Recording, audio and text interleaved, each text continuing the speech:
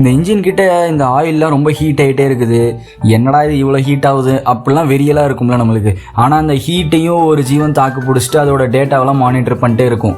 Welcome நண்பா, welcome to dual tech. இன்றைக்கி நம்ம பார்க்க போகிறது பார்த்தீங்கன்னா EOT sensor, engine oil temperature sensor.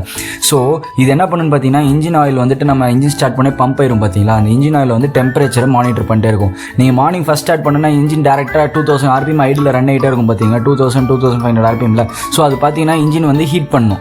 இந்த இன்ஜின் ஹீட் ஆனதுக்கப்புறம், இன்ஜின் ஆயில் ஹீட் ஆனதுக்கப்புறமா ஆட்டோமேட்டிக்காக 1500 RPMக்கு ரெடியூஸ் ஆயிரும். ஸோ அதுதான் பார்த்தீங்கன்னா இன்ஜின் ஆயில் டெம்பரேச்சரோட வேலை.